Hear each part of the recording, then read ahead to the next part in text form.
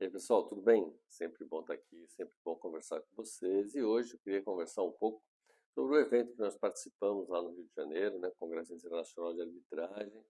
Você que acompanha o nosso trabalho pelo Instagram, eu conversei lá, né, fiz pequenos comentários e disse que faria depois um vídeo, né, para que a gente pudesse se aprofundar um pouquinho mais nos temas que foram tratados no evento e que nos pareceu mais relevante e que pode contribuir mais, né, para a nossa formação e para as nossas discussões sobre os métodos alternativos de solução de controvérsias.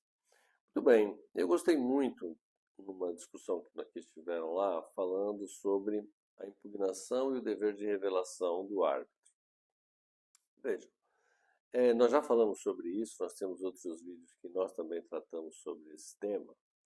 E aí, o que me pareceu bastante, gostei muito do Dr. Gilberto Juste, que ele era aqui do Escritório de Advocacia do Pinheiro Neto, aqui de São Paulo, e eu gostei muito da fala dele, no sentido de que o que se busca, o que se espera, tanto do árbitro, como dos advogados, como das partes, é a boa-fé, não é? Então, se a arbitragem caminha de uma forma satisfatória, tudo bem. Se ela não caminha de uma forma satisfatória, então vou impugnar o árbitro, né?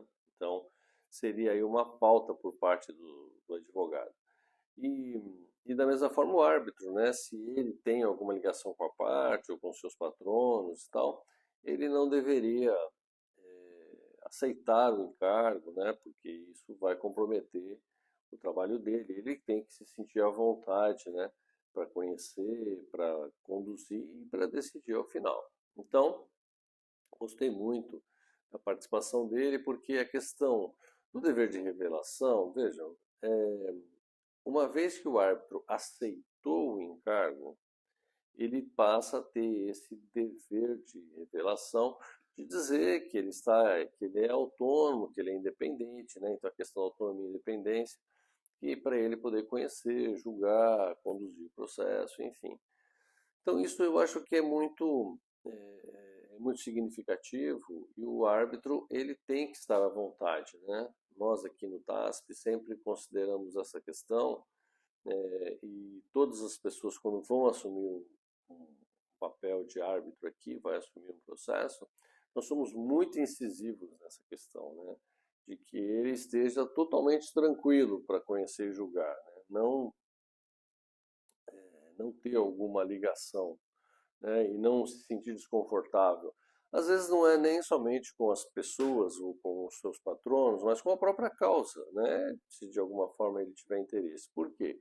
Porque o que a lei diz é que se o árbitro tiver as condições de suspeição e impedimento do árbitro, são as mesmas determinadas para o juiz togado. Ou seja, não pode ser amigo íntimo, inimigo confesso, ser parente até terceiro grau, ter interesse no resultado da demanda ou ter sido procurador da parte em algum momento. Então, vejam que o que a lei coloca, ela coloca de uma forma bem tranquila. Ela coloca de uma forma como, da mesma forma que um juiz togado deveria se policiar e não aceitar ou não, ou se declarar impedido, por conta dessas situações que já estão lá. Então, não houve na lei nenhuma preocupação em um aprofundamento sobre quais são as condições de suspeição e impedimento. São as mesmas do juiz togado.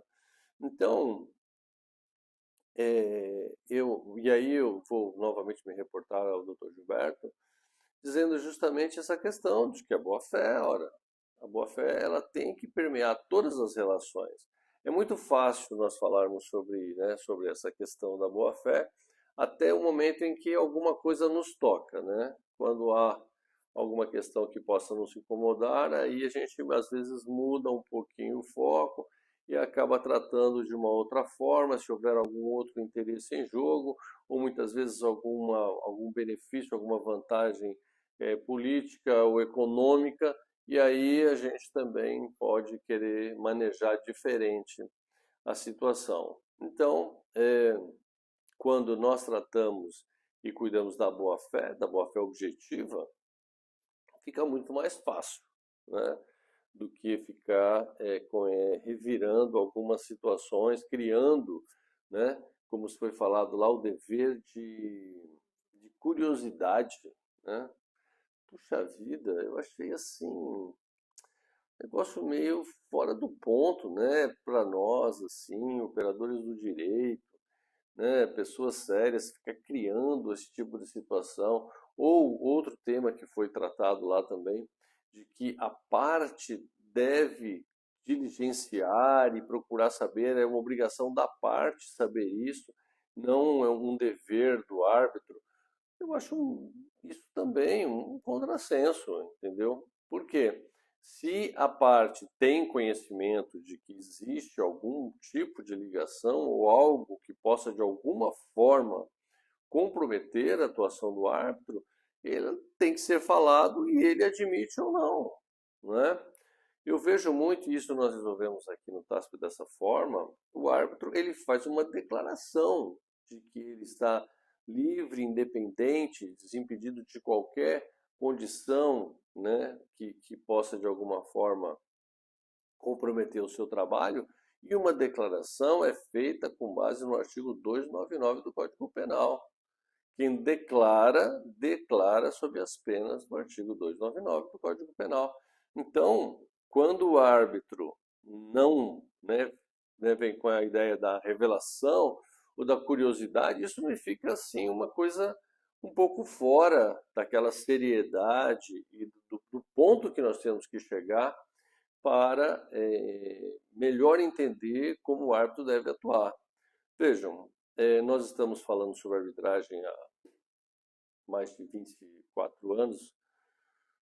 Aqui no TASP, nós estamos aqui há 26 anos, para ser mais exatos. Então, vejam, eu sinto que até hoje a arbitragem ainda é um procedimento em construção, ainda é um instituto a gozar verdadeiramente de aceitação e legitimidade no meio social e no meio jurídico também, né? Então, em que pese o fato de nós termos pessoas importantes que estão à frente da arbitragem, pessoas que conseguem fazer com que a arbitragem tenha um espaço, fique fortalecida dentro do sistema, todas as vezes que essas mesmas pessoas colocam em xeque o sistema por conta de criar situações em que pontualmente tenham algum interesse ou algum benefício, me parece um desserviço que se faz ao Instituto. E prestar um desserviço à arbitragem é prestar um desserviço à sociedade brasileira. Porque o Brasil precisa de outros modelos, precisa de outras formas de solução de conflitos. Então, quando se faz contra o sistema, né, e eu normalmente fico extremamente incomodado quando esse tipo de coisa acontece, você não está fazendo somente contra o instituto, você não está fazendo somente contra você ou contra alguma situação pontual em que você está levando vantagem, você está comprometendo tudo. E vocês sabem que o Brasil, a cultura do Brasil, a cultura do brasileiro, é a cultura da desconfiança. Nós partimos da desconfiança. Então, se nós levarmos a questão, criarmos um clima de incerteza, de insegurança jurídica para o Instituto da Arbitragem, ela vai se perder. Então, nós temos aí essa construção, né, de quase 30 anos que pode acabar se perdendo se não houver essa seriedade. Então, eu acho que o comprometimento e a responsabilidade do árbitro e das instituições não fica restrita somente aos processos que estão sendo administrados por cada instituição, ou por cada árbitro, ou por cada painel de árbitros, mas também existe um comprometimento com a própria sociedade brasileira que, de alguma forma, precisa de esses resultados, né? E aí eu puxo um outro painel que aconteceu no evento, que foi feito pelo ministro Luiz Roberto Barroso, em que ele trouxe alguns números importantes para a gente entender como a arbitragem se torna necessária na sociedade brasileira. Então, ele disse que nós temos o Poder Judiciário tem 18.265 juízes, 275 mil servidores e 64 milhões de processos. 64 milhões de processos, se nós considerarmos somente a população adulta, nós teremos quase que 2 processos por pessoa.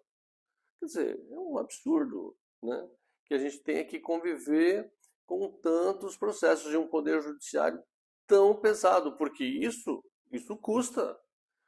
A nossa sociedade, de alguma forma, paga para que o judiciário possa funcionar, possa operar com todas essas pessoas. E essas pessoas, na verdade, não dão conta do serviço, não dão uma resposta compatível com o custo que é gerado para a sociedade. Então, esse compromisso que nós que atuamos com a arbitragem, nós temos que pensar que nós não somos somente nós, não é apenas o nosso grupo, né? A pequena comunidade, né? Como eles falam que mexe com a arbitragem, não é apenas esse grupo que tem que se preocupar. Na verdade, existe toda uma sociedade carente, necessitando de outras formas de pacificação e que não pode se ver comprometida por isso. Então, o ministro Luiz Barroso, ele acabou concluindo muito bem a sua fala. Eu achei que foi talvez o fechamento mais interessante de todos. Ele disse assim: o que me parece muito bem colocado, que foi: ou você é árbitro ou você é advogado. Perfeita a sua fala. Por quê? Porque quando o advogado é árbitro e o árbitro é advogado, especialmente em procedimentos de arbitragem, vamos deixar isso bem claro. Nós não estamos falando do advogado que advoga nos processos judiciais. Não é disso que nós estamos falando. Nós estamos falando daquele que é advogado e árbitro em procedimentos arbitrais. Então, por óbvio que isso contamina o sistema e cria um grau de insegurança muito grande. Lógico, uma hora você é um advogado que atua numa arbitragem, aí depois no outro você é árbitro. Ora, você fica com ligação com a parte, com os institutos, com as organizações, com os patronos, e aí você vai criar uma situação, como eu falei, que coloca em xeque o sistema. Então, não é ficar criando detalhes, né? Ficar criando a dever de curiosidade, querer que a parte venha, que ela tenha a obrigação de conhecer qual é a situação ou quais são os relacionamentos que o árbitro tem. Não, o dever de revelação é do árbitro, o dever de boa-fé é do árbitro. E ele sim deve, como falei, firmar uma declaração nos termos do artigo 299 do Código Penal e dizer qual é a sua condição de independência e autonomia para atuar naquele processo, seja em face das pessoas, das partes, seja em face dos patronos, seja em face da causa que está sendo colocada para julgamento. Isso é a questão que tem que ser considerada. E, por fim, nós precisamos fazer com que as partes ou o advogado das partes também tenham a boa-fé de conduzir o processo como tem que ser conduzido, sem ficar procurando impugnações que não gozam de veracidade. Colocar uma lente ali para buscar uma situação, uma condição do árbitro que não é verdadeira. Então, a parte também tem a obrigação de cumprir com o arbitragem, de entender o processo e cumprir se o árbitro agiu de boa-fé, respeitou o contraditório, respeitou a ampla defesa, conduziu o procedimento com transparência. É isso, o resultado da demanda é a verdade do processo. As provas que foram produzidas e pronto. Agora, depois que já perdi, então agora eu vou impugnar, eu vou querer caçar a condição do árbitro. Não é isso, pô.